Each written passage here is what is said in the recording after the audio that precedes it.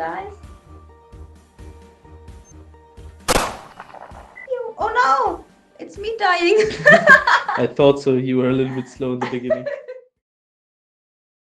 When I was a child, the very first gaming console I came in contact with was the N64. And even though I think I was a little bit too young at that point, I really enjoyed my time with the console, and it really shaped the person I am today. It shaped what I've studied, it shaped what my career path is, and it shaped me as a whole human being. So, thinking back to my first gaming console really gives me some heavy nostalgic feelings. I only had a library of, I think, 4 or 5 games for the N64. But when you're 6 years old, everything takes a long time to finish. Every playthrough takes a really long time to finish. And your attention span is so low, you can basically play all the games and again and all the parts of the game again and again, and they don't get boring. And this is why Mario Party stood out very much. It's very modular. You have all these small portions of games, all these mini games, and it's multiplayer. The only multiplayer game I had, and in that way I could also build a lot of very dear memories with my little sister, with all these Saturdays and Sunday mornings where we spent hours and hours and hours with playing these mini games. And I, of course, spent my hours 90% of the time beating my little sister in the game. Very proud of it today to be the winner in the match-off between the 6-year and the 5-year-old in a game that he may played 2 times more than the younger sister. But these memories were really something special to me, especially thinking about it right now. The 4-player games were nice, 1v1, v1, v1, but the 2-player games, 2v2, they were really something else. Either ganging up with my sister against the AI, or having an AI companion and having a in reality 1v1 against my sister was really fun. But also the 1v3 games when you won the lottery and you're the one guy that fights against all 3, having this main character atmosphere when you go in. These are memories I really like. They are also memories I'm really confused by. For example, this flying Shy Guy dude, where we thought that 100% this will unlock something crazy. If we just rotate enough times, if we're just good enough, we will get a new map or a new character or something like this. Of course, it never happened. I looked it up, by the way, while thinking about the contents of this video, and there's literally nothing to win in this game. Nothing. It just gives you the stats of how long this thing has flying, and how often you have rotated the little Joy-Con. And we destroyed our skin for this. Really, we ripped apart the center part of our hands for it. Especially my sister, she was particularly good with rotating this Joy-Con. Not Joy-Con, but joystick. And she, in the process, completely destroyed the skin every time. I did it too. I think a lot of people did it. I've seen a video that in the US or something, there were a lot of... I don't know. I think Nintendo had to send gloves or something to the families with the kids with hurt skin. But this is not what this video is about. This video is about porting one of my favorite games from Mario Party 64 to VR. You've already read it in the title, I guess. So there's no point in making a mystery out of it. I myself am a programmer, and I am especially specialized in XR, mostly in AR for Android, but I've done stuff in VR as well for work. And I've worked on XR projects for the better part of the last 2 years, I would say. So my brain always thinks about stuff that I could port or remake or remaster or whatever, or concepts that I could bring to VR. And this time it is one of my most favorite nostalgic memories. It's the game Shy Guy Says from the original Mario Party on N64. And more than 25 years later, Mr. Shy Guy Pirate Soul will be revived and has to work for us. But what are we doing exactly? What am I doing exactly? I set myself the goal to bring some kind of a rework, reimagination in 15 hours to life. So my time frame is 15 hours, and I will do the best I can to make the best experience possible. You will see the finished product in the end. You will see it actually, I guess, for video material in the next parts as well, so there's also not much mystery in this.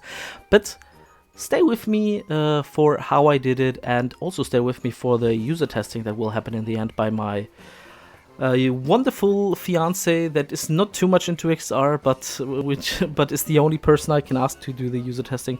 So stay along while I do the heavy lifting, and maybe you will like what you see.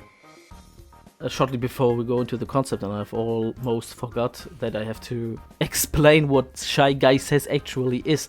The minigame Shy Guy Says is basically little game where you play Simon Says but with flags, and the shy guy in front of you is the captain on a boat, and every other player is tied with rope to this main boat, and the shy guy is showing a color, a flag and a color, and you have to press one or the other button to pick one or the other flag. And if you chose the wrong flag, the pirate will cut the rope, he will cut the tie, and you lose, and you go into the broad sea and are never again seen. And this is what the main game is, and now we go to the concept. When it comes to the concept, what really is important to mention in the beginning, because I know there are a lot of purists that will hate me and get the feeling of vomiting instantly when I say that AI is a big part in this project or in my concepts generally, especially for having rapid prototypes like this one. 50 hours is a pretty limited time range, so be warned, I am heavily using AI in different forms.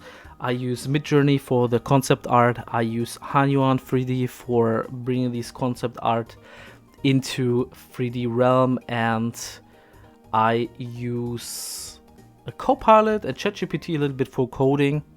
Well, you won't see this, but it happens. So this is a big part of my work. If you hate it, I'm really sorry, but this is how it is with rapid prototyping nowadays.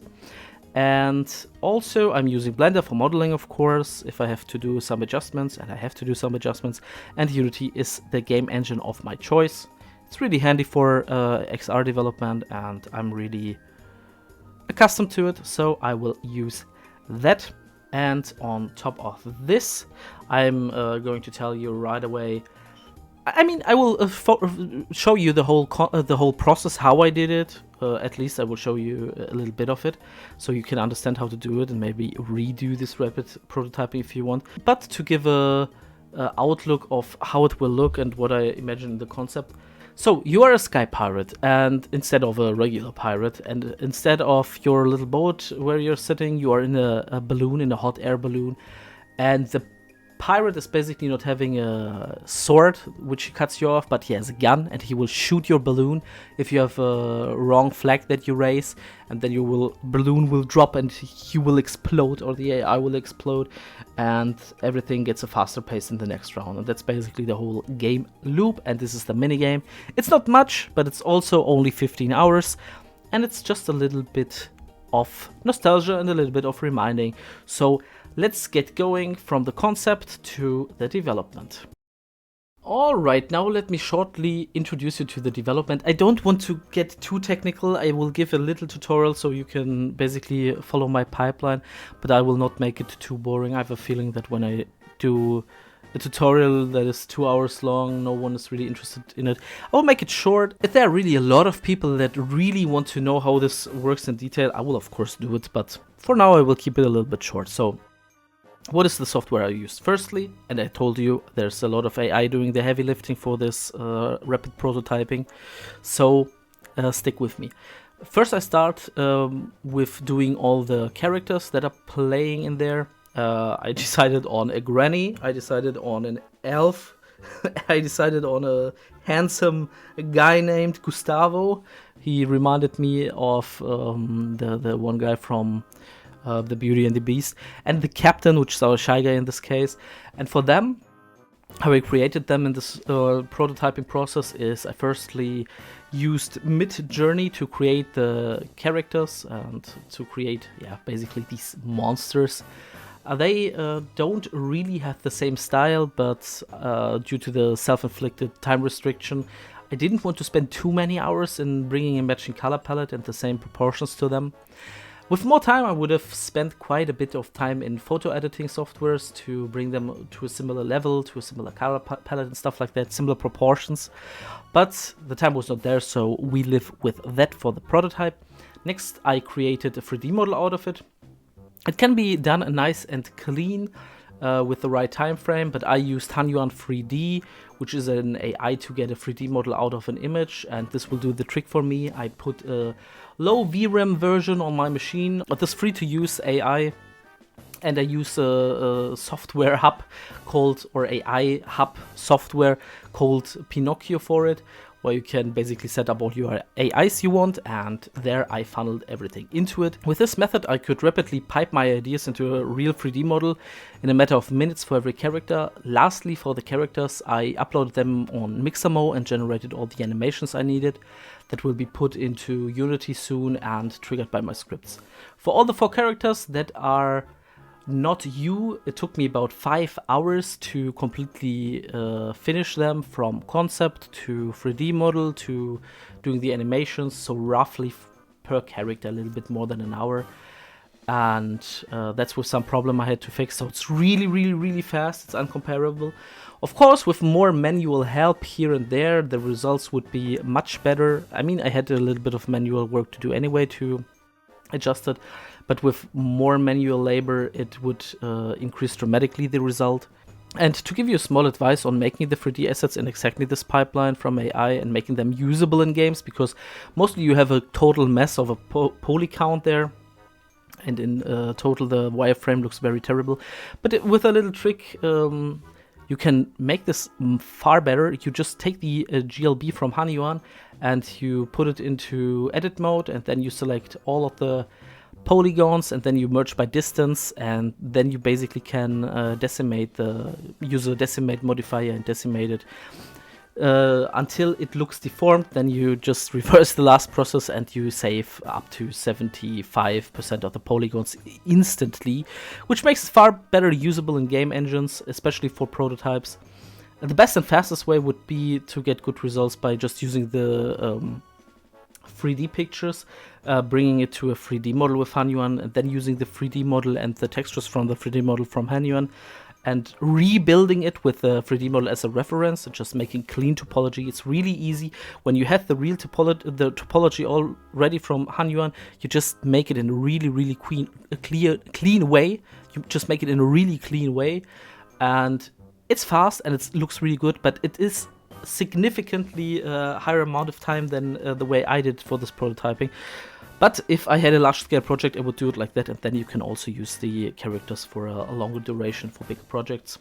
So this is all my work I did outside of Unity. What I did in Unity was mainly the setup and the programming. For the setup, I made some more 3D models. I made a world. I made a little script that basically spawns clouds that let the clouds go into one direction and then despawn with a little bit of transparency value change, so it looks organically and doesn't pop in out of existence. This is done in a way that saves a lot of performance power for the Quest 3, which we are using. I did the hot air balloons. I modeled them from the ground. I did a little pistol that is also low poly. So everything is low poly, and this is the way I set everything up. And then I did scripts, mostly scripts for behavior. There was one big major game manager script that basically had all the rounds in it, but also a script for starting the rounds and recognizing the flags. I did the flags. I replaced the VR hands basically with the flags itself, because we don't need really working logic for moving and stuff like that, because you're in your balloon anyway. So I replaced everything with just the flags, with the script that recognizes the flags, with the game manager, which basically does all the rounds, and I think that basically gets everything. In the end, I brought all the sounds into it and made a lot of bug fixing. This whole process took 10 hours, so this explanation is extremely short for what I've actually done in 10 hours, but in total it is what I have done. I mostly just worked on making the script a little bit better. It's not perfect, there's some bugs, but every round works at this point. There's never happening something unexpected. There's little bugs like that the animations don't fit with the sounds at times, or that object is the pistol object is not swapped at the right time with the flags. But time was running out, and I decided by the end, okay, there's no time for it. If I had 1 or 2 hours more, I would have just sit there and put these little details into the right order. But for a rapid prototyping process, it's not really that important. Also very important is that every round gets faster and faster. But this is for the development. There's also a lot more to it, of course, but these are the cornerstones. Before I go into user testing, I will quickly hop into the app myself and show you a little bit. Alright, and here we are in the game, in the starting screen, where you are told to raise both flags to start the game. Here you can also see everything the user sees in the final iteration of the game. On the sides, also you can see the Guardian. On the sides you see the characters. Here you can see the system that the flag that you raise is also visible in front of you. The field of view is a little bit less than you usually would see in the game itself, because it's of course 60:9 and not whatever the dimensions are in the headset. And here you see the complete flow. I'm very sorry for the Guardian. You will see it later, the user testing as well. But yeah, the space here in my little flat is not enough to not have the Guardian activated. You can turn it out as well, but it's a dangerous game, just like what Gustavo just had to experience when he was shot down. But yeah, this is what it looks generally. I just wanted to use these moments to highlight a little bit how all of this works, but I think it's relatively self-explanatory, because when we go into the user testing, there's not too much time to really explain something, because my not so VR experienced fiance is just experiencing stuff. So yeah, it's more of a reaction video than really an explanation of what happens. But all in all, yeah, it's really self-explanatory, so don't waste too much energy here on explaining. I mean, maybe I could just let the first walkthrough go until it really is done. We have basically defeated everyone, and now we win. And this is the 1.5 minute loop for this quick mini game, 1 minute game. Alright, so after taking a little look into it and losing the game, we'll see in the user testing anyway. So this is basically a quick little walkthrough of the final result here, 15 hours. And now let's look into how my fiance reviews it. Oh yeah, and before we go in, please excuse the sound quality. It really is a little bit muffled, but that's because the Quest for some reason didn't let me get the audio from its microphone, which is shitty as well, so that's not so sad, but I had to record it with a smartphone, and obviously the quality is not that great. Press both flags to start the game. That looks great.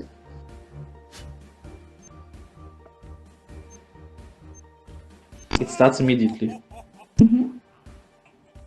Okay, you already messed up. Huh? You have to raise the flag. But it told me, he told me that I have to put both flags in the air. Okay, that's maybe a problem from my designing part. You have to raise both flags, and then you have to raise the flag again when he shows one. So it's basically not, you only raise your flags one time and then you do nothing. It's basically you raise it to start the game, and then you raise the flag every time he wants to see a flag. Okay, I'll try again.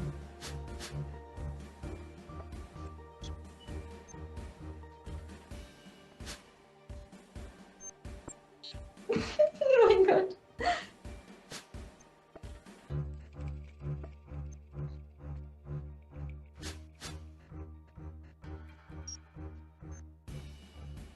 Okay, you're in complete focus mode. There's no commentary to be made. It's so difficult because he has the wrong color on his wrong hand. Because he fakes it out, you mean? Oh, you mean because he's basically mirrored to you? Yeah. I fucked up. It gets faster every round. Let's try it until you... No. He doesn't recognize it.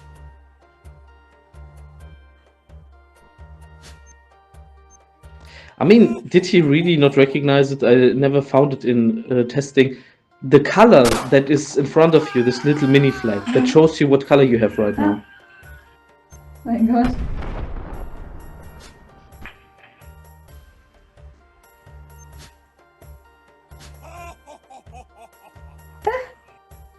Nein!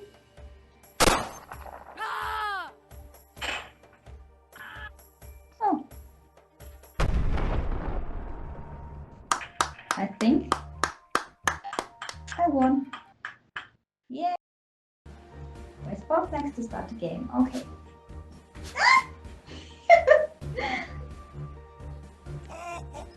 Oh no, when he dies. Oh no! It's me dying. I thought so. You were a little bit slow in the beginning. Okay, I try it again. Did you not realize that there's a little flag just in front of your eyes that represents what you picked last time? Okay. I did it really for the feedback, so you always know what is raised, but it seems like you don't even notice. So how can I bring more highlight to what flag you raised? I don't know, maybe practice or... So you think the user should work on him for this? Yeah. Or maybe I should make a sound for when the flag switches? I mean, when you try out a little bit, you can see that you can also do it between the rounds. Yeah. Just... I think I thought that the color of the flag is what he shows you. No, what I am showing. Yeah, that's exactly right. What did you think after I told you that it's that? Yeah, I thought you mean that he shows me. No, that's yours. So you understood that. Mm-hmm. You understood that it's you. But why are you so confused then? What flag you raised when he's killing someone? I don't know. I thought I put the right flag, but it was the wrong one. Oh my god. No!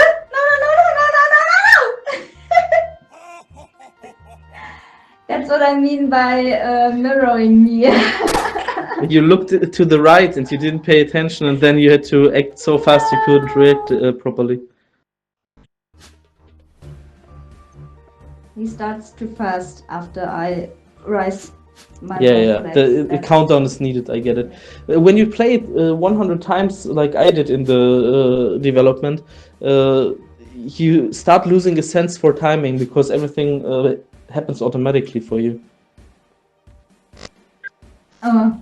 No. Okay, so it's not too easy at least. It's too exciting that You could fall and die. Yeah, I'm too nervous.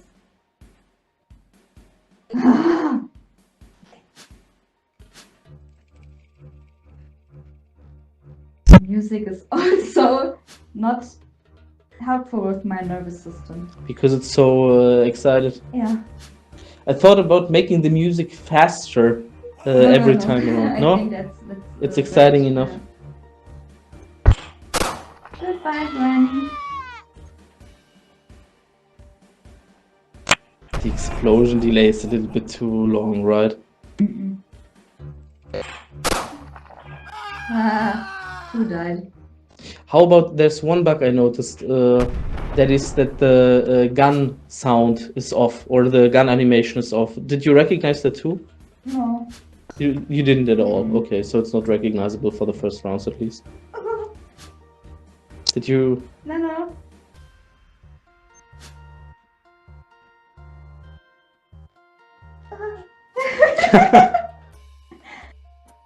Why can't the other guy die, please?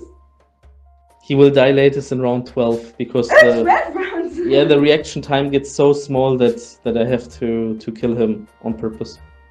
Otherwise, the user has no chance. Okay, I hope We hear the clapping. Yes, I won. Yeah, yeah. Thanks a lot, Mr. Pirate. All right, then I would say we'll end. Is there anything you want to say before I end the recording? No? Okay. What is the last and final review for 15 hours of development? What would you rank this minigame? It's a 10 out of 10, I think, because Of course. it's very exciting. Because she's my girlfriend. So, what I can say in the end of this 15-hour experiment. This very small user sample shows me the following. The user needs more time in the beginning to start. Small countdown before the first round and so on. The animation is a bit off. This is what bugs me the most because it's easily fixable, but it will take me more than the 15 hours I've agreed on. And there needs to be a multiplayer. The most fun out of the game, also the original, is the multiplayer, is the fighting against someone else who's really fast and you have to be quicker. So these things would have to be done next. If I would start again, I think I would make it that the first flag you rise cannot be changed for the round, just like in the original. So you really have to think twice before trying it out, because the circumstance that you can change the flag is basically an excuse to just move one flag up and then think about it. And most of the time, 50% of the time, you were right. So this would change after this rapid prototype. For a real minigame adaptation rework, this has to change. Also, of course, the animation and the stuff. It has been a while since I worked that much with animations as well. As in my student jobs, I'm mostly just involved in pure programming rather than game design or something like that, or concept making. But it was a nice dip into the territory again. I think the next time I need to do this, I know where to avoid bigger mistakes, like with the timing of the animations this time, which was done quick and dirty this time, and I would just not do it this way. Also, as stated, if I would continue to do this, and maybe I will continue to make remakes of very fun mini games from my childhood into VR, then I would definitely optimize them for multiplayer right from the beginning. Maybe not everyone, because it's quite the time-consuming task as well, but at least for some. But all in all, for the amount of time I have given myself, I'm happy with the results, and I'm sure that I will get better with every video basically. But who knows what the next video might bring. Maybe it is something completely new, maybe it is something very theoretical and not so much in gaming. But maybe it is gaming. Just tell me what you think is cool. If you found this video to be interesting, then let me know, because then I can do exactly something into this topic next time as well. That leads me to the outro. If you want to try this game with all its flaws, with the bugs it has, please consider subscribing or becoming part of my Patreon to access the game file for the quest free. But also, if you want the Unity base game project to fiddle around a little bit more, or to fix my bugs because it bugs you as well, or just because you want to use some assets for your own projects, consider to just join my Patreon. I would be really glad if you do so. But also, if you just want to support me and you like the video and you want more of these videos, feel free to support me. I would be really thankful for that. And then I can do a lot of other projects as well. Alright, thank you for taking part in my first ever video in this channel and in this format, and see you next time.